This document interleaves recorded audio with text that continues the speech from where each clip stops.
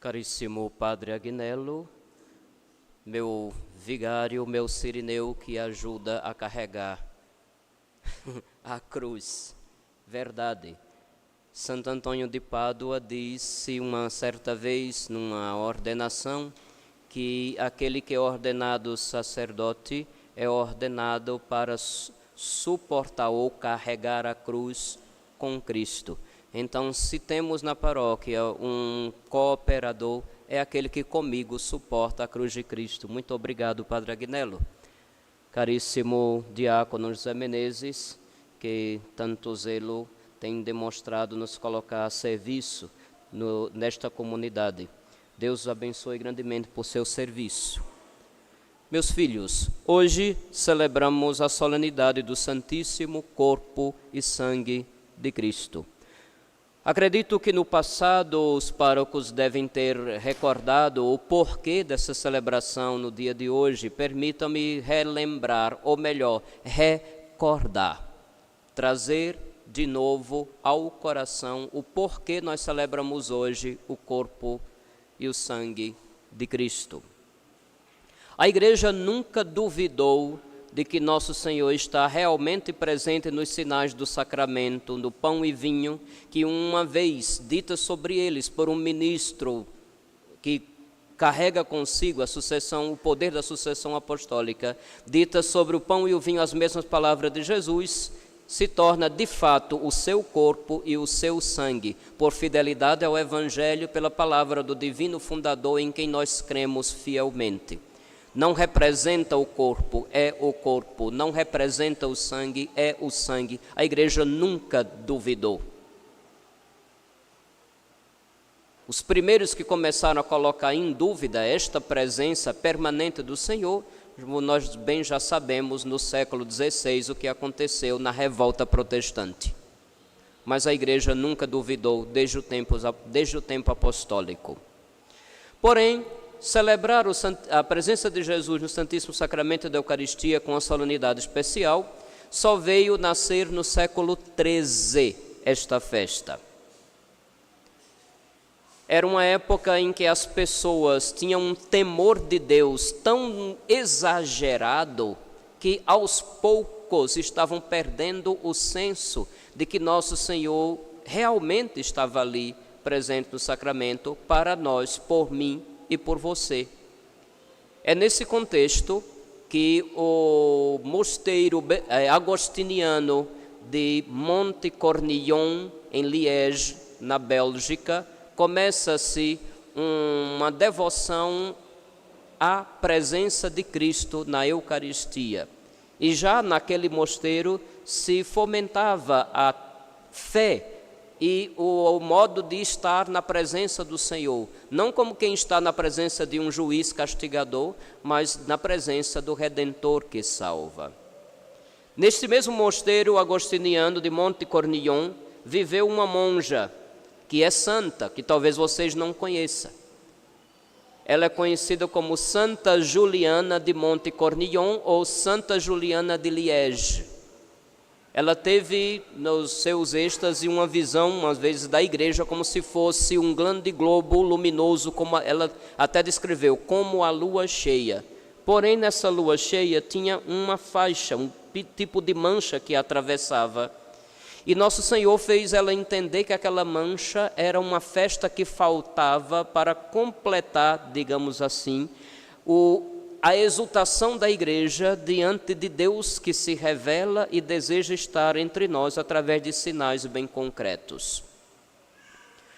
Nós concluímos há uma semana e meia o tempo de Páscoa. No tempo de Páscoa, concluído em Pentecostes, a revelação que Deus faz de si mesmo está completa. E a igreja celebra exultante essa revelação de Deus uma semana depois de Pentecostes, na solenidade da Santíssima Trindade, que celebramos o domingo passado. É como que contemplando toda a revelação que Deus encarnado faz de quem é Deus para nós.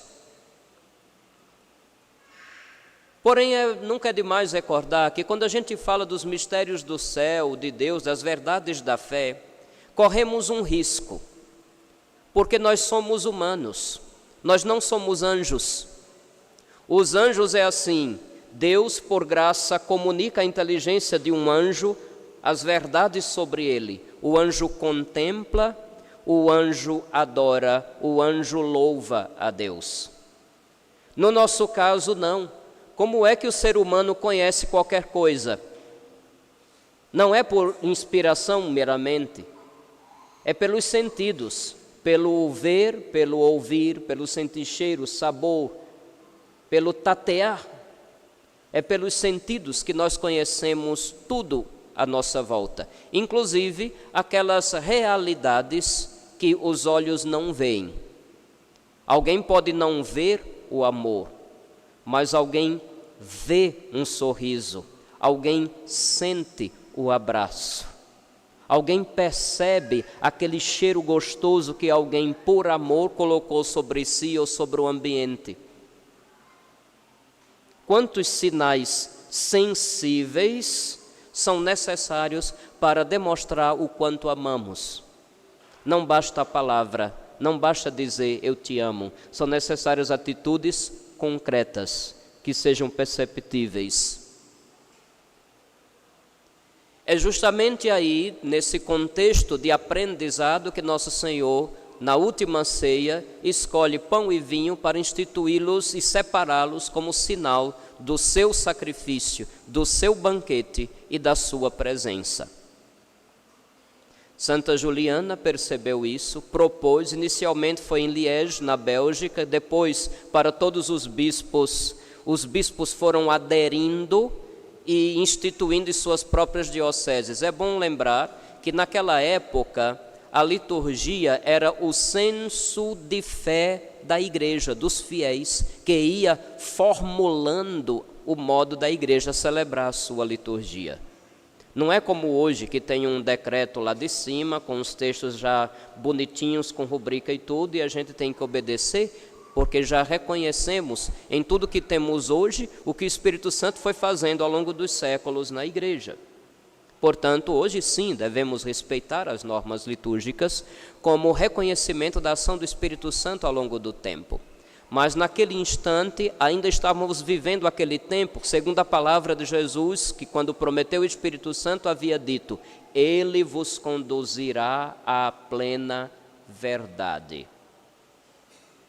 E o conduzir à plena verdade que o Espírito Santo faz na igreja leva tempo, não por causa de Deus, mas por causa da nossa fragilidade humana. Para confirmar como um sinal, pouquíssimo tempo depois, aconteceu na cidade de Bolsena, na Itália, um milagre eucarístico. Um padre estava vindo da região que era da região da Boêmia, naquele tempo chamava-se assim, é uma região que integra a Alemanha. Estava vindo da região da Áustria para Roma e, já estando na Itália, parou na cidade de Bolsena e foi junto à tumba de Santa Cristina, que foi celebrar a missa. E esse padre já fazia muito tempo que duvidava daquela presença real de Jesus e sempre pedia que Nosso Senhor lhe desse alguma graça de crer verdadeiramente. E naquele dia Nosso Senhor resolveu dar a graça. Quando ele terminou a consagração, se ajoelhou, quando levantou, viu a hóstia sangrando e aquele sangue encharcou o corporal, a toalha e até marcou a pedra do altar onde a missa estava sendo celebrada. Rapidamente, para vocês entenderem, no rito antigo, na hora do ofertório, a gente faz uma cruz com a patena, com a hóstia em cima e despeja, literalmente despeja a hóstia em cima do pano do corporal e a patena é colocado um pouco embaixo do corporal, fica só uma parte de fora. Então, durante a consagração, quando o padre consagra o corpo do Senhor, a Santa Hóstia é colocada ali em cima do corporal, não tem patena embaixo. No rito antigo é assim. Então, foi nesse contexto que Nosso Senhor deu o sinal àquele padre. Ele terminou a consagração O pão se tornou o corpo de Cristo, o vinho se tornou o sangue de Cristo. Quando ele fez a última genuflexão, que levantou, viu aquele sangue sair da hóstia. E realmente encharcou. Quando vocês ganharem na Mega Sena e quiserem me levar para a Itália algum dia nessas coisas, a gente pode ir na Catedral de Orvieto e esse corporal se encontra até hoje exposto à veneração dos fiéis. É uma das relíquias eucarísticas mais conhecidas do mundo, depois da relíquia do milagre eucarístico de Lanciano, também na Itália. Como a gente fala italiano, eu posso servir de guia de tradutor, viu? Uma sugestão, mas até agora meus paroquianos nunca enriquecem. Fazer o quê? Aí vamos me entender. A gente não precisa ir na Itália para ver os sinais da presença de Jesus, porque o próprio Jesus se faz presente sobre o altar de Frei Paulo também. A gente não precisa atravessar o oceano e gastar muito dinheiro, porque está tudo muito caro, para ir para o outro lado do mundo, ver os sinais da presença de Jesus. Os sinais já estão aqui. Depois desse milagre de Bolsena, quem era o Papa? Era o Papa Urbano IV, que tinha sido cônego na Bélgica e tinha conhecido pessoalmente Santa Juliana do mosteiro de Monte Cornillon. Então foi ele que institui a festa do Corpo de Deus para a igreja toda. E mais uma curiosidade histórica antes da gente ir para os textos da Escritura e tentar aprofundar. O Papa pediu a diversos professores, mestres e doutores em teologia que compusessem os textos para as orações da missa e do ofício próprio de uma festa do Santíssimo Sacramento. Entre esses mestres e grandes teólogos figuravam dois santos, Santo Tomás de Aquino e São Boaventura. São Boaventura era franciscano, Santo Tomás de Aquino, o famoso Tomás de Aquino, doutor da igreja, era dominicano. Os dois doutores da igreja. E quando chegaram esses teólogos todos lá, cada um com seus escritos, para propor ao Papa, e ali o Papa, junto com um colégio de poucos cardeais, poder escolher quais seriam os textos que seriam utilizados na missa e no ofício de Corpus Christi. No sorteio, Tomás de Aquino foi quem teve que ler primeiro o que ele tinha composto. Quando Tomás de Aquino começou a ler com toda calma o que por ajuda, inspiração de Deus e na terra fértil de sua inteligência, a graça agiu e os textos eram tão profundos e tão belos que antes de Santo Tomás terminar a leitura, São Boaventura pegou o que ele próprio tinha escrito e começou a rasgar ali.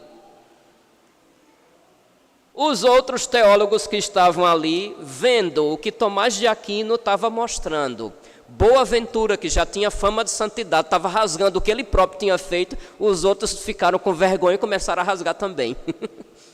Nós nunca vamos saber o que é que aqueles outros teólogos tinham escrito, porque eles próprios reconheceram que Deus tinha inspirado aquele sábio homem, Santo Tomás de Aquino, que com profundidade e beleza tinha escrito o que escreveu. E assim foi aprovado como os textos para a solenidade de Corpus Christi, muitos dos quais nós utilizamos até os dias de hoje. Um deles, que todos vocês conhecem, é sempre cantado na bênção do Santíssimo Sacramento, Tantum ergo sacramentum, tão sublime sacramento. Com beleza e com profundidade teológica, com poesia, Tomás de Aquino louvou a presença de Cristo na Eucaristia. Isso é herança, meus filhos, para nós até o dia de hoje. Como eu já disse, ainda era aquele tempo onde a palavra de Jesus se experimentava palpavelmente em campo litúrgico. O Espírito Santo vos conduzirá à plena verdade. Ali, mais uma vez, a gente vê que Nosso Senhor nunca abandonou a sua igreja, como muita gente maluca com a Bíblia embaixo do braço cheirando a certos odores insiste em dizer até o dia de hoje. Alguns querem fazer acreditar que depois que o último apóstolo morreu, o Espírito Santo teria tirado férias até aparecer para Martim Lutero. Que coisa ridícula. Jesus não mentiu. Jesus não nos enganou. Para eu ser protestante, eu teria que acreditar que Jesus mentiu. Eles gostem ou não, essa é a verdade. Jesus não mentiu, ele nunca abandonou a sua igreja. O Espírito Santo nunca deixou de inspirar os seus santos e suas santas. Nunca permitiu que a sua igreja ensinasse algo que não fosse verdadeiro, que não tivesse origem no próprio Deus. E é assim que nasceu a festa que celebramos na quinta-feira, depois da oitava de Pentecostes, se dizia no passado. Mas, como em 1969 o Papa Paulo VI aboliu a oitava de Pentecostes, que pena, então hoje a gente diz assim, na quinta-feira, depois da festa da Santíssima Trindade, ou seja, no dia de hoje. Então, essas são as informações históricas que seria interessante que todo católico saiba dessa história, para que com conhecimento de causa celebre com mais propriedade, com mais fervor, com mais gosto a festa de hoje. Mas, muito mais ainda do que a história ocorrida do século XIII para cá, é bom nós irmos às raízes, às origens. Foi na última ceia, que a gente sempre recorda, na quinta-feira da Semana Santa, que Nosso Senhor, de uma ceia judaica, que tinha vários sinais, escolheu apenas 2 significativos. Na ceia dos hebreus, havia o cordeiro que era sangrado e depois assado por inteiro. Esse sinal não era mais necessário, porque ali o cordeiro do Antigo Testamento era preparação. Ali estava o cordeiro de Deus que tira o pecado do mundo, o próprio Senhor, Deus feito homem. Não era mais necessário de novo matarmos um cordeiro anualmente. Ali também se acrescentavam as ervas amargas. Ele excluiu o sinal das ervas amargas, porque toda a amargura, porque as ervas amargas eram para lembrar o tempo da escravidão que o povo de Israel havia sofrido no Egito. Toda a amargura que o mal, que o pecado inflige sobre a humanidade, Cristo tomou para si, quando não rejeita o sofrimento e a morte de cruz. Então todo o amargor da Páscoa ele toma para si, todo o amargor do culto perfeito oferecido a Deus, ele toma para si. Ele vai assumir os sinais do pão e do vinho, dando a eles um novo significado. Se para os judeus o pão ázimo era um alimento que deveria se tomar apressado, porque foram as pressas que saíam do Egito.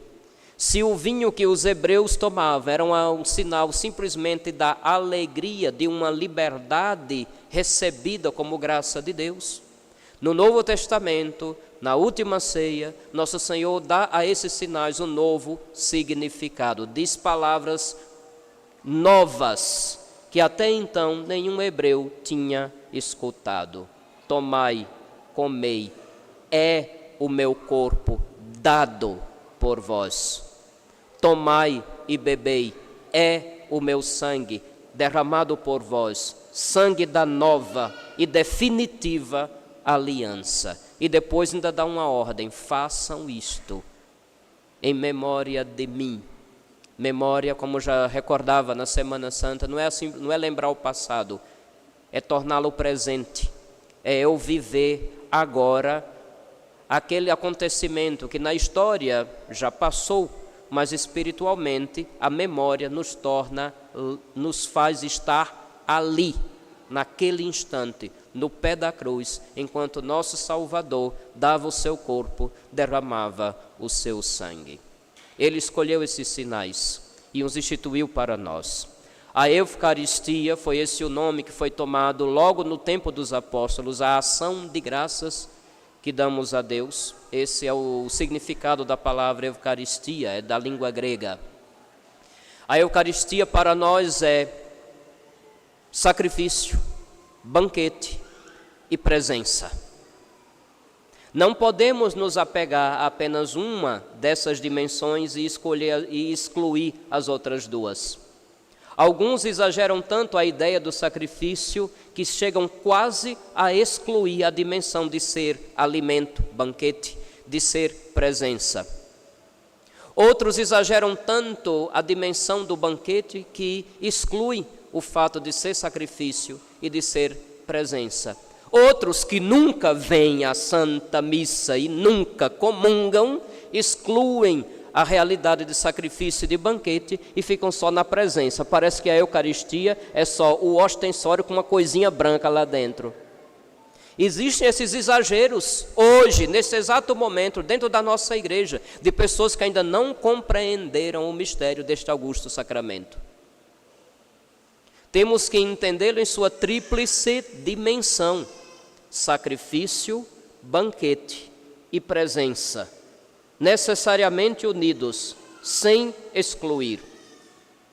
Em cada ano, conforme os ciclos litúrgicos A, B e C, a igreja propõe leituras diferentes para este dia. Este ano, por exemplo, a palavra de Deus escolhida enfatiza a dimensão da presença. No ano que vem, já vai enfatizar a dimensão do sacrifício. No outro ano, vai enfatizar a dimensão do alimento, do banquete. Não vamos excluir, é sacrifício, corpo dado, sangue derramado para a remissão dos pecados, o Cordeiro de Deus que tira o pecado do mundo. Basta por hoje que saibamos disso, porque é sacrifício. Não vamos excluir, é banquete, minha carne é comida, meu sangue é bebida. Quem come minha carne, quem bebe meu sangue, permanece em mim e eu nele. Tomai e comei, tomai e bebei, é comida.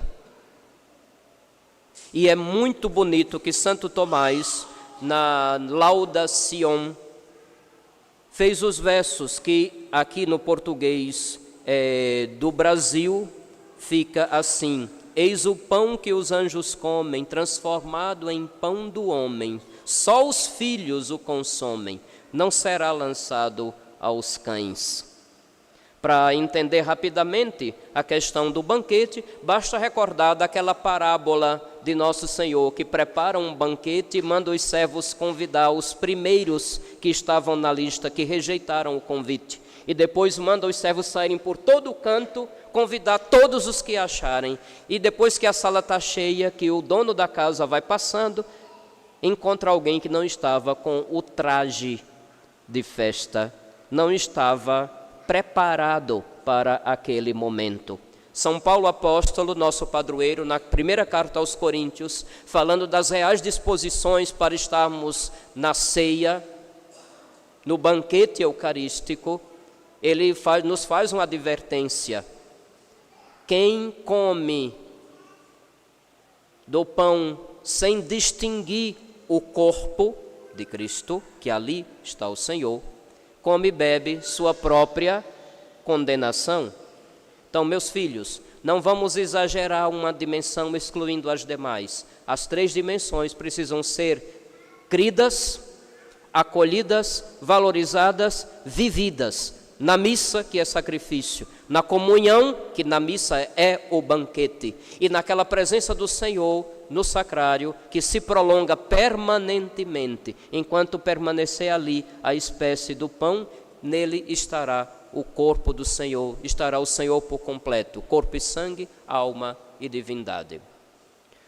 Nos foi proposto hoje o livro do Deuteronômio como primeira leitura, que nos recorda como Deus esteve presente no meio do seu povo e em momento nenhum abandonou o seu povo.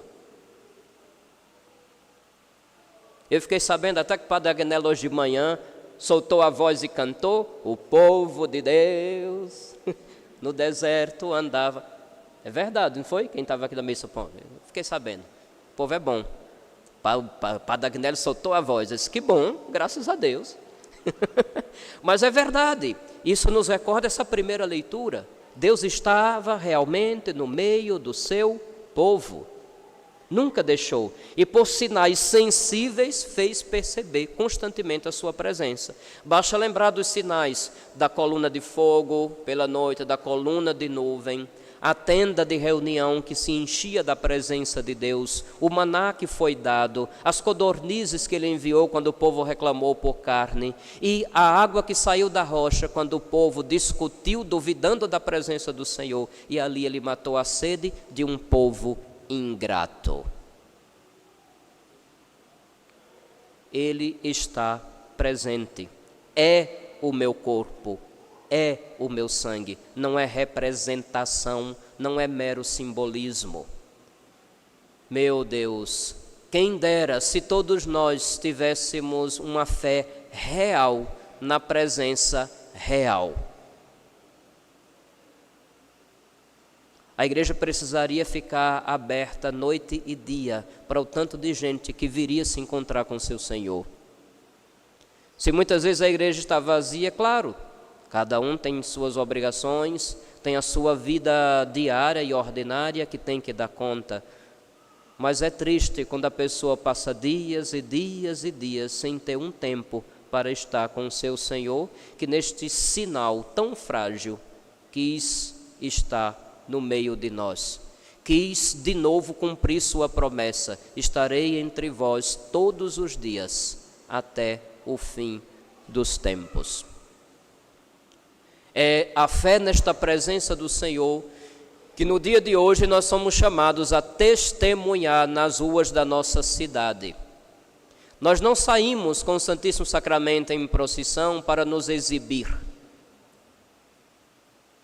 Nós não saímos para mostrar a roupa nova que fizemos, ou o sapato ou o tênis.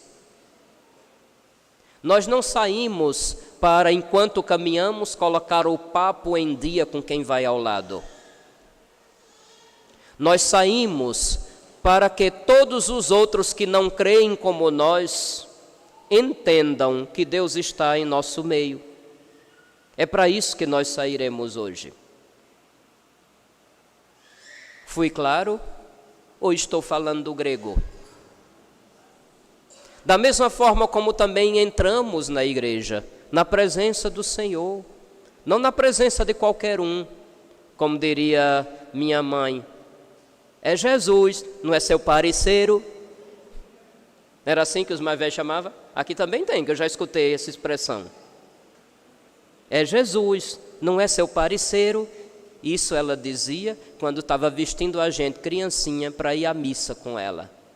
Pegava a melhor roupa. Não precisava ser a mais luxuosa, nem a mais cara, mas a que fosse mais limpa, mais bem passada e mais decente. Aí hoje eu fico indignado quando chego na igreja e tem gente que entra na igreja como se estivesse indo a um balneário ou a um passeio no shopping.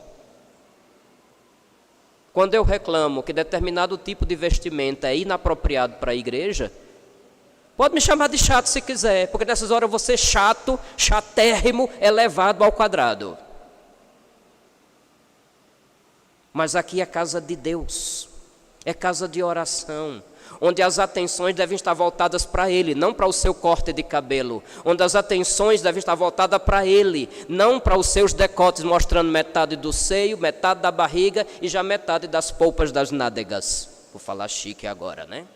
Porque se eu falar B-U-N-D-A, ninguém vai gostar. Eu fico indignado. Porque aqui é uma igreja. A atenção é para ele, não é nem para o padre. É por isso que quando eu entro, eu não gosto de ficar olhando pelo lado, não. A gente entra para um sacrifício, a gente não entra no programa de auditório. Eu não sou o Silvio Santos. Eu acredito que nem Padre Agnello seja também. E nenhum sacerdote é. Por mais que queira imitar de vez em quando. Pelo amor de Deus. As atenções são para nosso Senhor. Entramos na presença dEle. Será que é tão difícil entender essas verdades? Estamos na presença dEle. A ficha já lhe caiu? Você já se tocou?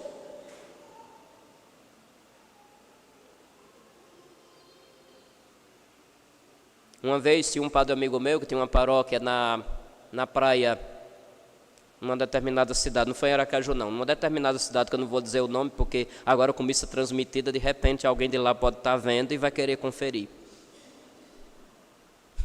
De repente conhece o padre, de repente conhece a pessoa, porque a história ficou famosa. Mas tinha um padre amigo meu que estava numa cidade praiana, numa paróquia, bem perto da praia. E num determinado dia, numa missa, entrou um casal, literalmente com roupas de banho, de praia. O padre olhou indignado e perguntou: meus filhos, isso é roupa de vir à missa?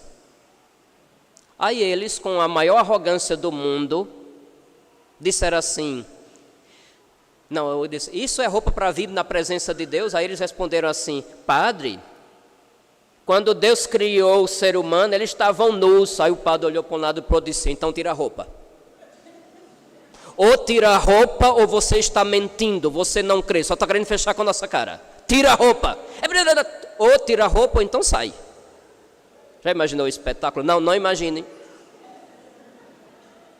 Deve ter sido horrível. Sim, o Senhor está presente no seu sacrifício, que também é banquete para nós. Não podemos excluir nenhuma das dimensões desse augusto sacramento. Quem exclui está apenas escolhendo uma parte.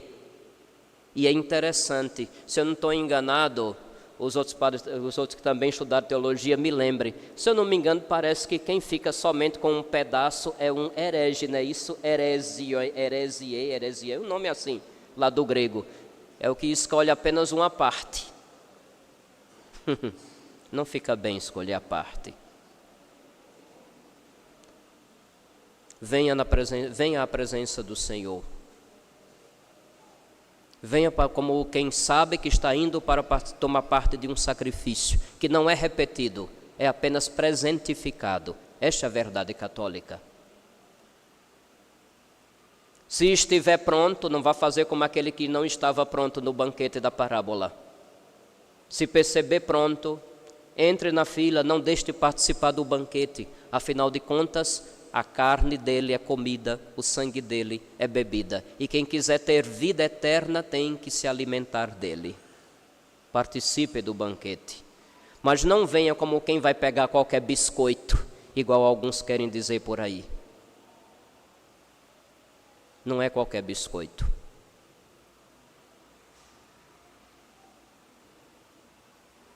Só para concluir, certa vez nós estávamos num curso do clero aqui na cidade de Salgado, em Sergipe, ali na chácara João 23, onde o clero das 3 dioceses da província eclesiástica se reúne de tempos em tempos para formação. E eu me lembro que veio um padre, que eu também não vou dizer o nome, porque essas coisas transmitidas, meu Deus do céu, pode me colocar em maus lençóis. E o tema era liturgia. O tema do curso de atualização do clero foi liturgia. E teve alguém lá que levantou a mão, eu fiquei desconfiado. Eu achei que a pergunta foi combinada e a resposta foi encomendada. Que um padre levantou e fez uma pergunta sobre qual seria o momento e o lugar mais adequado de fazer a purificação, quando termina a comunhão, do cálice, da patena, dos cibórios. Aí era engraçado que o padre fazia a pergunta, olhava para o conferencista e com o canto do olho olhava para onde eu estava. Onde eu estava, no cantinho, ele fazia a pergunta, olhava para mim, olhava para o conferencista. Aí o conferencista, assim, teria dito que não se lava os pratos na mesa em que se comeu. Eu fiquei indignado. Eu já ia levantando, porque tem hora que uma santa ira toma conta de nós, né? Eu fiquei vendo, eu já ia me levantando quando os colegas me pegaram pelo ombro e puf, me fizeram sentar de novo. Eu ia rasgar o verbo na frente de padre, de bispo, de quem tivesse. Ele estava tratando Nosso Senhor como se fosse um pão qualquer, o altar como se fosse uma mesa qualquer, o cálice e o cibório como se fosse uma panela ou uma tigela ou um prato qualquer. Que pena, ele só enxergava a Eucaristia como banquete. Faltava-lhe a dimensão do sacrifício e da presença. Devemos unir essas 3 dimensões. Do contrário, jamais participaremos da Santa Missa e da comunhão com fruto. Jamais entraremos na igreja com a consciência de que estamos na presença dele. Se perdemos as 3 dimensões, perdemos o senso do sagrado, o senso de fé, e aos poucos o nosso amor para com Deus esfria. Testemunhemos o sacrifício do Senhor, nos alimentemos do seu corpo e sangue, e não tenhamos vergonha de diante de quem quer que seja dentro da nossa cidade de dizer: eu creio, Jesus está conosco, Ele está aqui. E como alguém que crê e sabe-se na presença do Senhor, haja na presença dEle. Eu não vou precisar entrar em detalhes. Vocês são inteligentes e com certeza já chegaram às suas próprias conclusões de como se deve comportar e agir na presença de Deus. Louvado seja nosso Senhor Jesus Cristo. Sempre seja louvado.